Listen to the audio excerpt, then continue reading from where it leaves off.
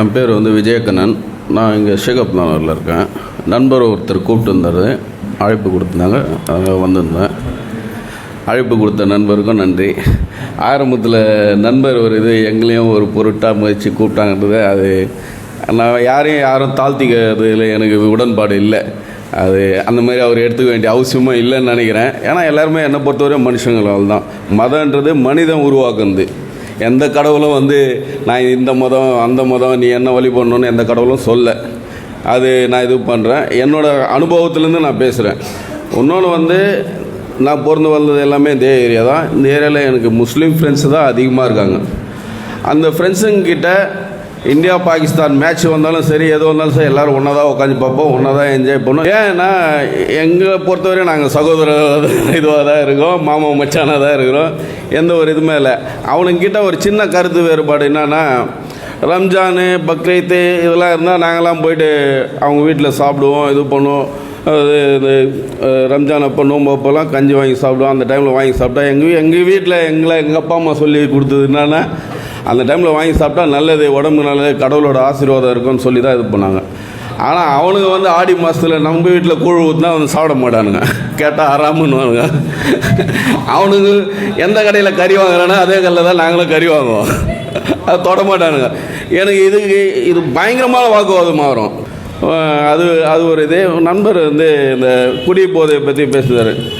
நான் இவ்வளோ பேர் இருக்காங்க, அதெல்லாம் நான் அசிங்கப்படலாம் விரும்பலை. இன்றைக்கி ஒரு 14 வருஷம் நல்லா இருக்கேன், எந்த பழக்கமும் இல்லாமல். நான் மட்டும் நல்லா இருக்கேன்றதில் என்னால் யாரெல்லாம் கஷ்டப்படுறாங்களோ அவங்களாம் 10 பைசா உதவி இல்லாமல் இது பண்ணிகிட்ருக்கோம். ஏன்னா இந்த மதம்ன்றதை சொல்கிறேன். நான் இந்து. என்னை ஒரு நண்பர் கூப்பிட்டு போனார். அவர் என்னோடய சின்ன வயசு ஃப்ரெண்டு, அவரும் இந்து. அவர் கூட்டு போன இடம் சர்ச்சு, புரியுதுங்களா? அதனால் மதன்றது அவன் இது கண்ணோட்டத்தை பொறுத்து இருக்குது, மற்றபடி ஒன்றும் இல்லை. மனுஷனாக பார்த்தா நல்லா இருக்கும்ன்றது என்னோட இந்த வாய்ப்பு கொடுத்தது நன்றி. எதனா தவறுதெல்லாம் பேசியிருந்தா என்னோட கருத்து நான் பேசினேன், அவ்வளோதான். இந்த சபையே எதுக்கு வச்சுருக்கோம்னா, சுதந்திரமாக எல்லாருமே பேசணும் அப்படிங்கிறதுக்காக தான். அந்த சகோதரர் சொன்னாங்கள்ல, எங்களையும் ஒரு பொருட்டாக மதித்து நீங்கள் கூப்பிட்டதுக்கு நன்றின்னு முதல்ல ஒரு சகோதரர் சொன்னாங்க. எல்லாருமே ஒரு மதிப்புக்குரியவர்கள் தான், அப்படி தானே? அதனால் இந்த நிகழ்ச்சிக்கு வந்திருக்கக்கூடிய ஒவ்வொருத்தருமே எங்களுக்கு மதிப்புக்குரியவர்கள் தான். சகோதரர் சொன்ன விஷயங்களில் 2 விஷயம் கவனிக்கத்தக்கது.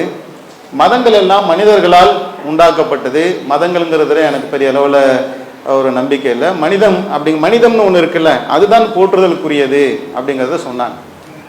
நம்ம ஆரம்பத்தில் அந்த முன்னுரையில் சொல்லும்போது உள்ள விஷயத்தில் இதுவும் நம்ம சொல்லிடணும். என்னன்னாக்கா, உலகத்தில் இருக்கக்கூடிய எல்லா மதங்களும் என்ன செய்யுதுனாக்கா மனிதனால் உருவாக்கப்பட்டதாகத்தான் இருக்கு. இப்போ உதாரணத்துக்கு எடுத்துக்கங்களேன், கிறிஸ்துவ மதத்தை உருவாக்கியது யார்? பவுலடிகளார் கட்டமைக்கிறார். இயேசுக்கே கிறிஸ்துவ மதம் இருக்குங்கிறது தெரியாது.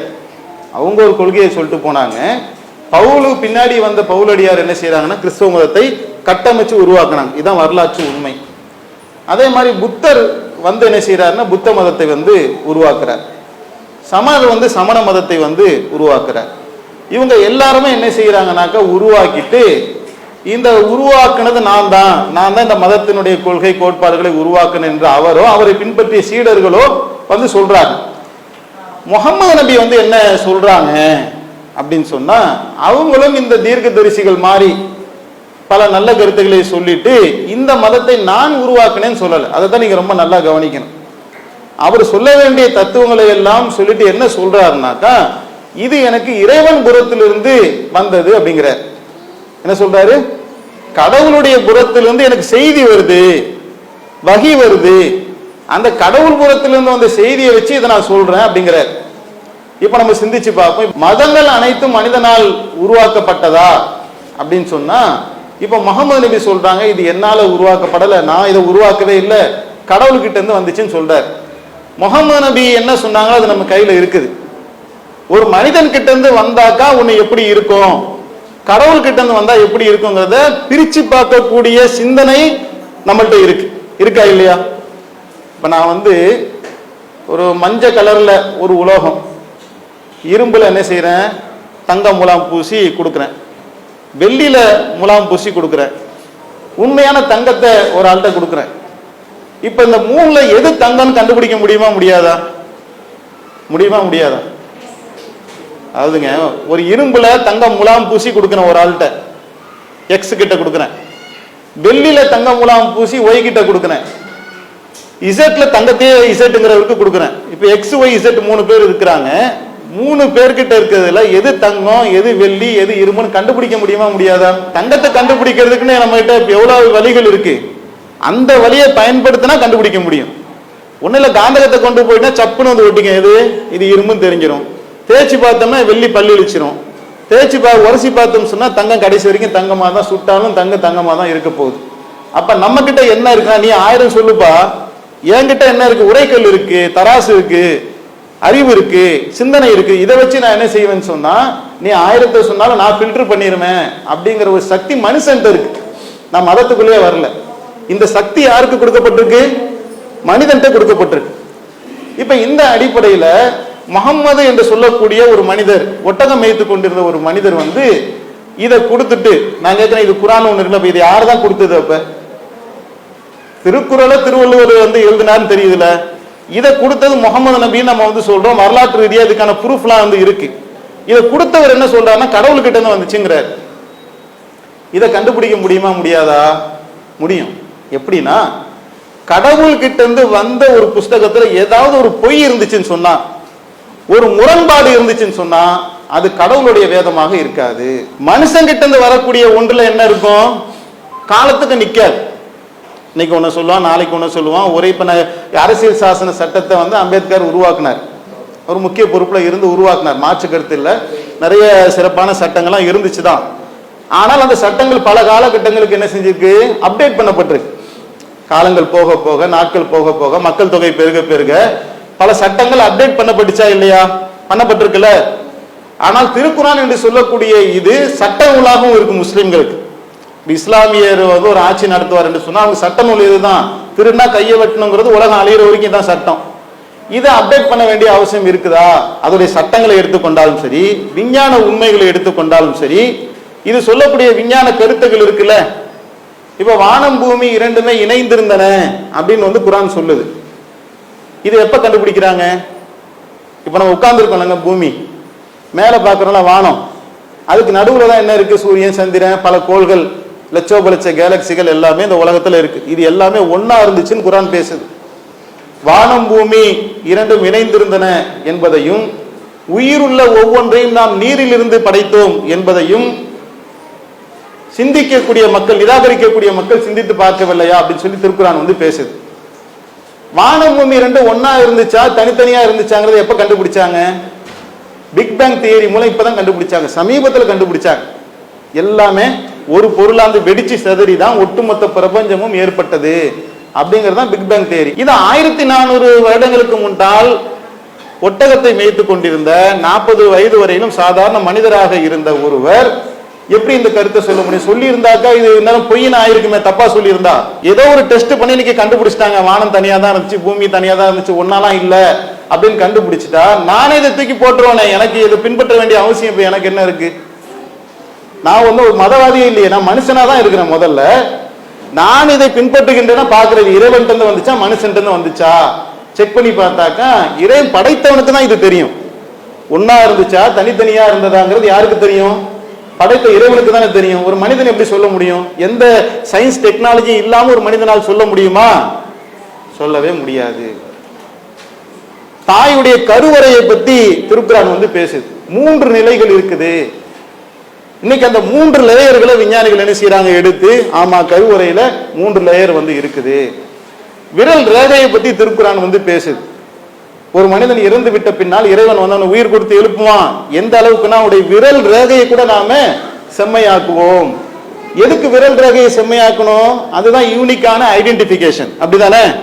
அப்ப தனித்தனியாக ஒரு மனிதனை வந்து நாம் திருப்பி உயிர் கொடுத்து எழுப்பக்கூடிய நேரத்துல விரல் ரேகைகளையும் நான் அதே மாதிரி கொண்டு வரேன்னு சொல்லி திருக்குறான் பேசுதுல. இந்த விரல் ரேகை யூனிக்கான ஐடென்டிபிகேஷன் அப்படிங்கிறது முகமது நபிக்கு எப்படி தெரியும்? ஒரு கால இதுல ஏதாவது பொய் இருந்தது என்று சொல்லி இது மாதிரி 1000 விஷயத்தை குரான் பேசுது. அதை முழுவதும் நம்ம இப்ப சொல்லிட்டு இருக்க முடியாது. 1000த்துல 1 தப்பா இருந்தா கூட இறைவேதம் கிடையாது மனுஷனால். ஏன்னா இதே மாதிரியான கருத்துக்கள் எல்லா வேதங்களும் இருக்கு. திருமந்திரத்துல இருக்கு, பைபிள்ல சில விஞ்ஞான கருத்துக்கள் இருக்கு, திருக்குறள்ல சில விஞ்ஞான கருத்துக்கள் இருக்கு. சில கருத்துக்கள் இருக்கிறத பத்தி இப்ப நம்ம இங்க பேச வரல. திருக்குர்ஆன் இந்த உலகத்துக்கு என்ன சவால் விடுது என்று சொன்னால், இந்த உலகத்தில் இருக்கக்கூடிய நீங்க எல்லாருமே ஒண்ணு சேர்ந்து இது போன்ற ஒரு வேதத்தை கொண்டு வாங்க, இதே மாதிரி ஒரு வேதத்தை கொண்டு வாங்க. என்ன வேதத்தை? ஒரு பொய் இருக்கக்கூடாது, ஒரு முரண்பாடு இருக்கக்கூடாது, விஞ்ஞான கருத்துக்கு மாற்றமா இருக்கக்கூடாது, மனிதனால் உருவாக்கப்பட்டது நீ ப்ரூஃப் பண்ணுப்பா அப்படின்ற சவாலை 1400 ஆண்டுகளுக்கு முன்னால் திருக்குர்ஆன் 2வது அத்தியாயத்துடைய 26வது வசனத்துல குர்ஆன் மிக தெளிவாக உலகத்துக்கு சொல்லி காட்டு. அதை யாராவது எடுத்து ப்ரூஃப் பண்ணாங்கன்னு சொன்னா, ஐயா சொன்ன மாதிரி நானும் என்ன ஏத்துக்குவேன், இது மனிதனுடைய கருத்து தான், இது ஒரு நன்மைக்காக சொல்லப்பட்டது, நல்ல மனிதர் ஒருத்தர் தோன்றாரு, நல்லதுக்காக சொன்னாரு, நானும் ஏத்துட்டு போயிடலாம். ஆனா அது பார்க்கும்போது அப்படி இல்லைங்கிறது என்னுடைய கருத்து. சிந்திச்சு பார்க்கும்போது நீங்களும் அதை ஆய்வு செஞ்சு பாருங்க. ஆக்சுவலி இது வந்ததே நம்ம வந்ததுடைய நோக்கம் என்ன, முழுசா தெரிஞ்சுக்கணுன்றதுக்காக தானே. ஒரு ஆய்வு கண்ணோட்டத்தோட உள்ளக்கு போய் இந்த திருக்குர்ஆன் உண்மையிலே மனுஷன்ட்டு வந்ததா கடவுள்கிட்ட இருந்து வந்ததா அப்படிங்கிறத நீங்களும் ஆய்வு செய்யுங்க. அந்த ஆய்வுகளுடைய முடிவுகள் உங்களுக்கு ஒரு நல்ல ஒரு தகவலை உங்களுக்கு தரும். அதன் அடிப்படையில் நாம் என்ன செய்யலாம், அடுத்த கட்டத்துக்கு போக முடியும். இந்த ஆடி மாதம் கூழ் காய்ச்சினாக்கா நாங்கள் கொண்டு போய் கொடுக்குறோம். அவர் உண்மையிலே சொன்னது எப்படி சொன்னார்னாக்கா, அது ஒரு ஆதங்கமாக தான் அதை எடுத்து வைக்கிறாங்க. இந்த ஆதங்கம் பல இந்து மக்கள் மத்தியில் இருக்குது. அதை நானே பல நேரம் ஃபீல் பண்ணியிருக்கேன். அவங்க வீட்டில் உரிமையோடு நமக்கு கொண்டு தராங்க, பிரியாணியோ அல்லது எதை செஞ்சாலும். நீங்கள் முஸ்லீம்களை பார்த்தீங்கன்னு சொன்னால் பெருவாரியாக என்ன செய்வாங்கனாக்கா அது கொடுத்து விடுவாங்க. அதே மாதிரி நம்முடைய இந்து மக்கள் என்ன செய்வாங்கனாக்கா, நம்ம நேசத்தை அவங்களுக்கு கொடுப்போம், அது என்ன அவங்க மட்டும் கொடுக்கறது, நம்மளும் அவங்க மேலே எவ்வளோ உண்மையான அன்போடு தானே பழகுறோம் அப்படின்னு நினச்சி அவங்களும் கொடுத்து விடுறாங்க. இப்படி கொடுத்து வீட்டு வாசல் வரைக்கும் கொடுத்து விட்ட ஒரு உணவுப் பொருளை நாங்கள் இதை சாப்பிட மாட்டோம் திருப்பி அனுப்புறது அவங்கள ஹேர்ட் பண்ணுற மாதிரி, அவங்கள என்னை கொச்சப்படுத்துகிற மாதிரி, அந்த அன்பை நிராகரிக்கிற மாதிரியான ஒரு ஃபீலிங்கை கண்டிப்பாக பெருவாரியான இந்து மக்கள் அடையத்தான் செய்கிறாங்க. ஆனால் சில மக்கள் இன்னைக்கு உள்ள காலங்களில் இஸ்லாமியர்களுடைய கொள்கைகள் கோட்பாடுகள் என்னங்கிறத புரிந்து கொண்டு அவங்க என்ன செய்கிறாங்கனாக்கா சில நடைமுறைகள்லாம் இப்போ மாறி இருக்கு. எப்படி மாறி இருக்கு, எதனால் அவங்க வேணான்னு சொல்கிறாங்க முஸ்லீம்கள் அப்படிங்கிறத நம்ம பார்க்குறதாக இருந்தால், இந்து மக்களுக்கு கொடுக்கக்கூடிய எந்த உணவை வேணாலும் முஸ்லீம்கள் வாங்கி சாப்பிடலாம். இந்து மக்கள் இல்லை, கிறிஸ்துவ மக்களாக இருக்கட்டும், பிறப்பின் அடிப்படையில் உயர்வு தாழ்வு மதம் இதெல்லாம் பார்க்க சொல்லி இஸ்லாம் சொல்லவே இல்லை. நம்ம முதல்ல மைண்ட் ரீதியாக என்ன யோசிக்கணும்னு சொன்னால், குறிப்பிட்ட ஒரு மதத்துக்காரங்க கொடுத்ததுனால திருப்பி அனுப்புனாங்கன்ற கான்செப்டை முதல்ல ஓரம் வச்சிடணும். அப்படி இஸ்லாம் சொல்லவே இல்லை. யார் எதை கொடுத்தாலும் அன்போடு கொடுத்தாக்கா நம்ம சாப்பிடலாம். யூதர் இருந்தாங்க, அந்த யூதர்களை ஆட்டு இறைச்சியை சமைச்சு முகமது நபிக்கு கொடுத்தாங்க, அதை வாங்கி முகமது நபி சாப்பிட்டாங்க அப்படிங்கிறத பார்க்கணும். அப்போ இஸ்லாம் பிற மத சகோதரர்கள் கொடுக்கக்கூடிய உணவுப் பொருட்களை வாங்குவதை எந்த ஒரு கட்டத்திலையும் தடுக்கலை. இது ஒரு ஆழமா நீங்க விளங்கி கொள்ள வேண்டிய முதல் தகவல். ரெண்டாவது அப்ப எதை வேணான்னு சொல்றாங்க. இப்ப நீங்க ஆடி மாசம் நாம கூழ் காய்ச்சறோம்ல, இந்த கூழ் காய்ச்சக்கூடிய நேரத்தில் நமக்குன்னு ஒரு கடவுள் நம்பிக்கை இருக்கு. என்ன கடவுள் நம்பிக்கை இருக்கு? ஒரு கூழுல ஒரு அரிசியோ அல்லது கம்போ அந்த மாதிரி எனிதிங் அதில் போட்டு என்ன செய்யறோம், ஒரு கூழை ஆக்கிடுறோம். கூழ் ஆக்கினதுக்கு பின்னாடி சாதாரணமாக இருந்த இந்த கூழ் பிரசாதமாக அந்த இடத்துல மாறுவதாக யார் கொடுக்குறாங்களோ அவங்க நம்புறாங்க. இதே மாதிரி எங்களுடைய மதத்துல பாத்தீங்கன்னா சில முஸ்லிம்கள் தர்காவுக்கு போவாங்க. பார்த்துருக்கீங்கல்ல, தர்காவில் போய் என்ன செய்வாங்கன்னா, போகும்போது ஒரு லட்டை வாங்கிட்டு போவாங்க. அவங்க கையில தான் அந்த லட்டை கடையில ஒரு 4 லட்டை வாங்கிட்டு போய் தர்கால வச்சு அப்புறம் அதை உடைச்சி பூந்தி ஆக்கிட்டு, இந்த அவுளியாவுடைய பூந்தி இதுல பவர் இறங்கி இருக்கு, இது பிரசாதம் அப்படின்னு சொல்லி கொண்டு கொடுப்பாங்க. அதையும் நாங்க சாப்பிட மாட்டோம். ஒரு தண்ணி இருக்குது, அந்த தண்ணியை போய் நான் இயேசுக்கு முன்னாடி வச்சுட்டேன், அதுல பாதிரியார் ஜெபம் பண்ணிட்டாரு, ஜெபம் பண்ணதுனால இந்த தண்ணி புனிதம் ஆயிருச்சு, அதுக்குள்ள பவர் வந்துருச்சு, இது மருந்தா மாறிடுச்சு அப்படின்னு அவங்க கொடுத்தாலும் அதையும் சாப்பிட மாட்டோம். ஏன்னா இஸ்லாம் தெளிவா சொல்லுது, இப்படி மனிதர்கள் செய்யக்கூடிய எந்த ஒன்றினாலும் எந்த ஒரு பொருளுக்கும் புனிதம் வராது. நீங்களா என்ன செய்றீங்க, புனிதம் என்ற பேர்ல அதை நீங்க உருவாக்கிக்கிறீங்க. புனிதம் என்கின்ற ஒன்று இருக்கு என்று சொன்னா அது கடவுள் என்ன செய்யணும், முஸ்லிம்கள் அப்படி நமது குர்ஆன் பேசுது, முகமது நபி சொல்றாங்க. அப்ப மனிதர்களாக ஒன்றை புனிதம் என்று எண்ணிக்கொண்டு ஒன்று செய்வதை முகமது நபி என்ன செய்யல, அங்கீகரிக்காத காரணத்தினால அது வெறும் கூழ் கொடுத்தா தாராளமா குடிச்சு, கூழ் தான் குடிக்கிறோமே. ரோட்ல நம்ம விற்கும் போது கூழ் குடிக்கிறாங்களா இல்லையா முஸ்லீம்கள்? கூழ் ஹராமா இஸ்லாத்துல கூழ் ஹராமா? இல்ல. அப்ப நம்ம கோயில்லையோ அல்லது ஒரு தர்காவிலையோ அல்லது சர்ச்சிலையோ ஏதோ ஒரு பொருளை, கூழ் நிலை ஏதோ ஒரு பொருள், அந்த பொருளுக்கு ஒரு எக்ஸ்ட்ரா பவர் இறங்கிருச்சு நாம எப்ப சொல்றோமோ அதை இஸ்லாம் ஏத்துக்கல. அது எப்படி ஒரு பொருளுக்கு எப்படி பவர் வரும்? அந்த பொருள் தான் கடைசி வரைக்கும். சிந்திச்சு பாரு நம்ம ஆரம்பத்துல சொல்லி இந்த மார்க்கமே ஒரு வித்தியாசமான மார்க்கங்க. நீங்க மத்த சிந்தனையிலிருந்து இது நீங்க பார்க்காதீங்க. இது முழுக்க முழுக்க ஒரு அறிவு ரீதியாக சிந்தனையை தூண்டுது. இந்த இடத்துல ஒருத்தங்க கொண்டாந்து ஒரு முஸ்லீமே கொண்டாந்து இதுல சக்தி வந்துருச்சு உங்கள்கிட்ட கொடுத்தாக்க நீங்க அவர்கிட்ட கேட்கணும், எப்படி இதுல சக்தி வரும்? லட்டா தானே இருந்தது, பண்ணி அமுக்கி விட்ட பூந்தி ஆயிடுச்சு.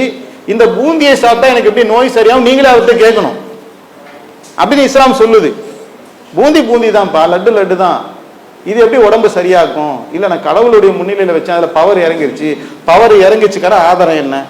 குர்ஆன் அப்படி சொல்லிச்சா? முகமது நபி அப்படி சொன்னாங்களா?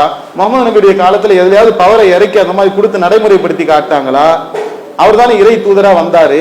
இந்த சிஸ்டம் உங்க மார்க்கத்திலே இல்லையப்பா, என்கிட்ட பூந்தியை கொடுத்து இது கடவுளுடைய பிரசாதம் ஏன்பா ஏமாத்துற நீங்க கேட்கணும். அப்ப முஸ்லீம்கள்ல நல்ல மார்க்கம் விளங்கியவர்கள் என்ன செய்யறாங்கன்னு சொன்னா, இது எங்களுடைய மத அனுஷ்டானங்கள்ல இப்படி எந்த ஒரு பொருளுக்கும், ஒரு கறியா இருக்கட்டும், பூந்தியா இருக்கட்டும், தண்ணியா இருக்கட்டும், எதுலையுமே என்ன செய்யாத ஒரு பவர் இறங்க. ஒரு கயிறு இருக்குங்க, உதாரணத்துக்கு ஒரு கருப்பு அருணா கயிறா இருக்குன்னு வச்சுக்கோங்களேன். இந்த அருணா கயிறை ஒரு பாய் என்ன செய்யறாரு, மந்திரிக்கிறார். அவுது பில்லாஹி மினஷ் ஷைத்தானிர் ரஜீம் பிஸ்மில்லாஹிர் ரஹ்மானிர் ரஹீம் அல்ஹம்துலில்லாஹி ரப்பில் ஆலமீன் அப்படி மந்திரிச்சு ஒரு முடிச்சு போடுறார், 2 முடிச்சு போறார், 10 முடிச்சு போறார். போட்டுட்டு உங்கள்கிட்ட சொல்றா இதை கெட்டுங்க, காத்து கருப்பு அண்டாது, ஜுரம் போயிடும் அப்படிங்கிறாரு. இஸ்லாம் என்ன சொல்லுது, குர்ஆன் என்ன சொல்லுதுனாக்க, இது போலி, இது பொய், இது பித்தலாட்டம், இப்படி பண்ணாதீங்க. கயிறு தான், அந்த கயிறை அது தன்னால காப்பாத்திக்க முடியாது. அப்புறம் எப்படி ஒன்ன காப்பாற்ற போகுது? கருப்பு கலர்ல அந்த கயிறு என்ன ஆகுது, 10 நாள்ல வெளுத்து போகுது. அந்த கயிறை கொண்டு போய் லேப்ல டெஸ்ட் பண்ணி பார்த்தாக்க இருக்கிற வைரஸ் எல்லாம் அந்த கயிறுல தான் இருக்குது, கிருமி இருக்குது. அந்த கயிறுனால உனக்கு நோய் வரும்னு சொன்னா கூட நியாயம் இருக்கு. இதெல்லாம் நோய் எப்படி போகும்? தாயத்துன்னு உனக்கு கெட்டிக்கிற, இந்த தாயத்தை கெட்டினாக்கா சீக்கிரம் கல்யாணம் ஆகும், இது தகடை வச்சுக்கிட்டாக்கா வியாபாரம் வரும். இதெல்லாம் யாருப்பா சொன்னது? நீயா உன்னுடைய ஒரு நம்பிக்கையின் அடிப்படையில உன்னை செய்தியை ஒழிய யோசித்து சிந்தித்து பார்த்தால் அதுக்கு அந்த பவர் இருக்குதா இல்லைன்னு சொல்லி நம்ம தாயத்தை ஏத்துக்கிறது இல்ல, தகடை ஏத்துக்கிறது இல்ல, கருப்பு கயிறை ஏத்துக்கிறது இல்ல, பூந்தியை ஏத்துக்கிறது இல்ல, கூலையும் ஏத்துக்கிறது இல்ல. கூலை மட்டும் ஏத்துக்கல, இதையெல்லாம் செய்யறேன்னு சொன்னா அது ஒரு மதத்தை துவேஷம் பண்ற மாதிரி ஆகும். எங்கள் மதத்தில் இருக்கக்கூடியவர்களை இந்த மாதிரி குர்ஆனுக்கும் முகமது நபியுடைய போதனைக்கும் எதிராக செஞ்சு கொண்டாந்து உனக்கு கொடுக்கும் போது இது சிந்தனைக்கு ஒத்து வர மாதிரி இல்லை. இறைவன் ஒருத்தங்க, இறைவன்ட்ட கேளுப்பா நீ, இதுக்கு சக்தி வந்துச்சுன்னு சொல்றியா, அது போதனைக்கு எதிராக இருக்குது என்று சொல்லி நான் அதையும் ரிஜெக்ட் பண்றோம், இதையும் ரிஜெக்ட் பண்றோம். இப்ப என்ன செய்யறாங்கன்னாக்கா, எங்க வீட்டுக்கு கீழ் வீட்டுல இருந்து பொறி வரும் ஆயுத பூஜைக்கு, கொடுக்கும்போது என்ன சொல்லுவாங்கன்னா, பாய் இது பூஜை பண்ணல, பூஜை பண்ணா நீங்க சாப்பிட மாட்டீங்க, உங்களுக்காக இதை அங்க எடுத்து கொடுங்க. தாராளமா வாங்கி என்ன செய்யறோம், அந்த பொரிய உடைச்சலை போட்டு நாங்க நல்லா உருட்டி வெள்ளத்தை போட்டு சாப்பிட்டுறோமே. அப்ப பூஜை செய்யப்படாதது என்று ஒன்று தனியாக எடுத்து வச்சு உங்க நண்பர்கள் அவங்க கடவுள் கொள்கை. நான் கேட்கிறேன், இப்ப ஒரு பிராமணர் இருக்காரு, என் வீட்டுல நான் ஆட்டுக்கறி அறுத்தன்னு சொல்லி கொடுத்தா அவர் சாப்பிடுவாரா? ஏன் அவருக்கு அதுல நம்பிக்கை இல்லை, அவருக்கு அது பிடிக்காது. அப்ப அவர் எதை விரும்புறாரோ அதைத்தானே நான் கொடுக்கணும். நான் கறி எனக்கு ஆட்டுக்கறி பிடிக்குது நம்பி பிரியாணி ஆக்கி அவர்கிட்ட கொண்டு போய் கொடுக்க கூடாது. அவர் ஒரு நம்பிக்கையில் இருக்காரு, அவர் அது பாவமாக நினைக்கிறாரு. அப்ப நல்லிணக்கம்ன்றது என்னங்க அர்த்தம்? நான் உன்னை விரும்பிட்டேன்றதுக்காக கொடுத்து அவர் சாப்பிட்றதுக்கு பேரு நல்லிணக்கமா? உங்களுக்கு எது நம்பிக்கை, உங்களுக்கு எது பிடிக்கும் அதை பார்த்து செய்யறது நல்லிணக்கமா? நீங்க சொல்லுங்க. விருந்தாளி வீட்டுக்கு வராங்கங்க, எனக்கு பிடிச்சதை ஆக்கினாக நல்லிணக்கமா, அவங்களுக்கு பிடிச்சதை ஆக்கின நல்லிணக்கமா? அப்ப நான் ஒரு கொள்கையின் அடிப்படையில, ஒரு கோட்பாட்டின் அடிப்படையில புனிதம் என்கின்ற ஒன்று எதுக்குமே வராதுன்னு நான் நம்பிக்கிட்டு இருக்கிறேன். அப்ப என்கிட்ட நீங்க இது புனிதம் வந்துருச்சு, இந்த கூலை குடிச்சாக்க ஒன்று சரியாக நீங்க கொடுக்கறது நல்லிணக்கத்துக்கு அது சரியா வருமானு கேட்கிறேன். இல்லதானே? அவருக்கு வேற எப்படி யோசிக்கலாம், என் சகோதரனுக்கு நான் கூழ் தரணும், பாய்க்கு கூலா கொடுத்து பூஜை பண்ணல, இப்ப சட்டியில ஆக்கணும்பா, பூஜை பண்றதுக்கு உனக்கு எடுத்து வச்சுட்டேன், தான் சாப்பிடு. அது எதை வேணாலும் கொடுங்க, கூலை கொடுங்க, கறியை கொடுங்க, என்ன வேணாலும் கொடுங்க, தாராளமா திங்கிறதுக்கு நாம ரெடியாக இருக்கிறோம். அதுதான் அவருக்கு உண்டான பதில். இஸ்லாம் மற்றும் சமுதாய செய்திகளை அறிந்து கொள்ள தமிழ்நாடு தௌஹீத் ஜமாஅத் யூடியூப் பக்கத்தை உடனடியாக சப்ஸ்கிரைப் செய்து கொள்ளுங்கள். மேலும் பெல் பட்டனையும் கிளிக் செய்து கொள்ளுங்கள்.